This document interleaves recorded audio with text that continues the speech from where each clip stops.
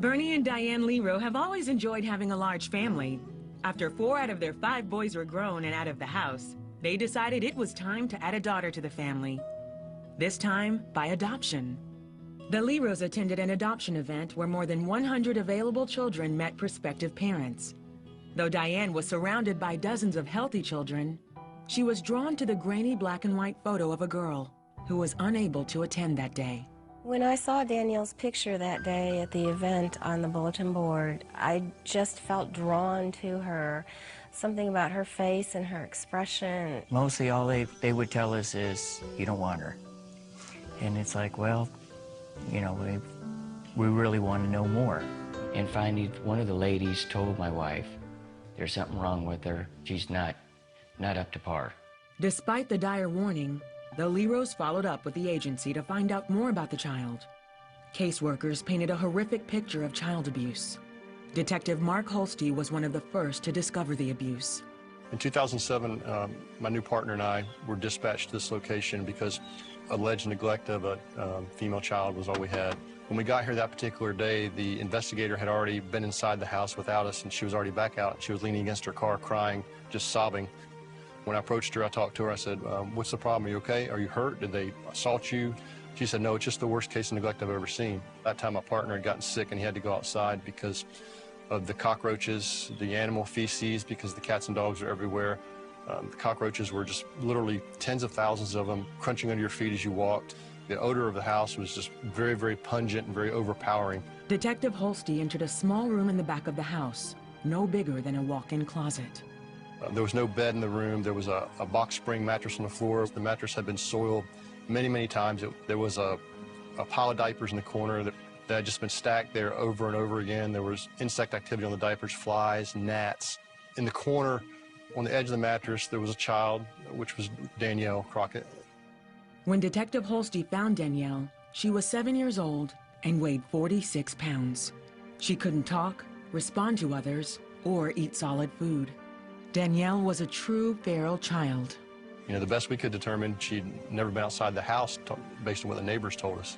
And the only reason we knew anything was the neighbors, so they saw her looking out in the broken window one day. I've been in law enforcement for 27 years now, and this is by far, bar none, the worst case of child neglect I've ever come across in my career. Danielle's biological mother lost her parental rights immediately, and Danielle was sent to a hospital for urgent care.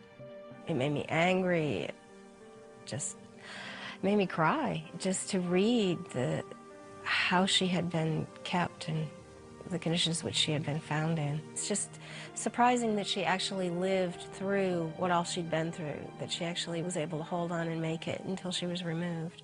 Doctors and therapists diagnosed Danielle with environmental autism and informed the Lierows that her basic care needs would be overwhelming. When we read the psychiatric reports on Danielle, it was very discouraging. She was functioning between 0 and 6 months on pretty much all the levels of development other than she was able to walk.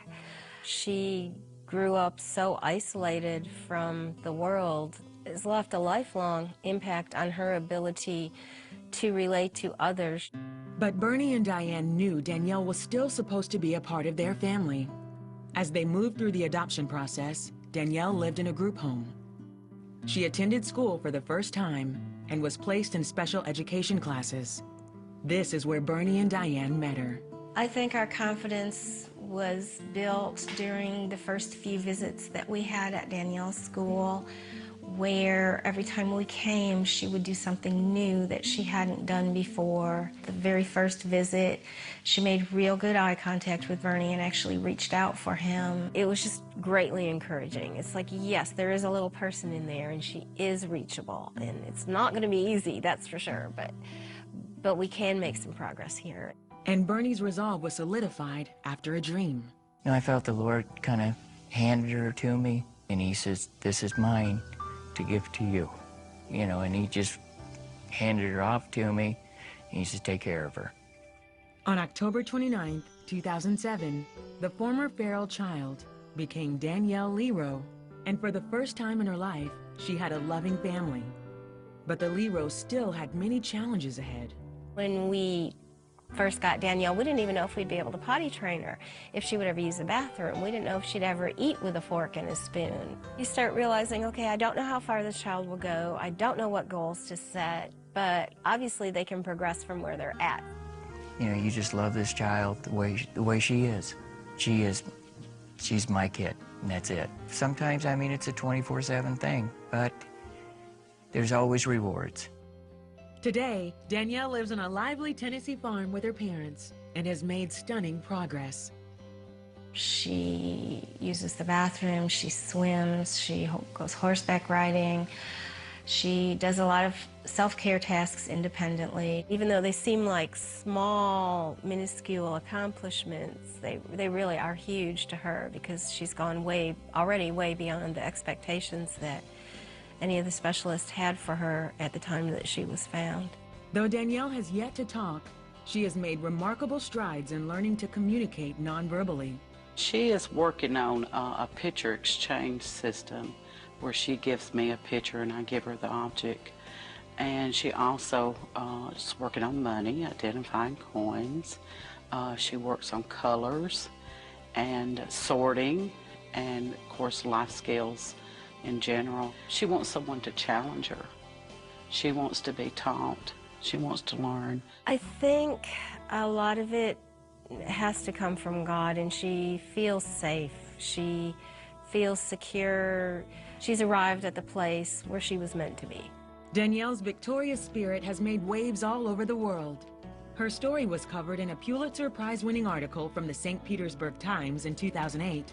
When the story ran, the website of her former adoption agency was flooded, as thousands of people logged on to consider adoption. Diane and Bernie have also written a book entitled Danny's Story.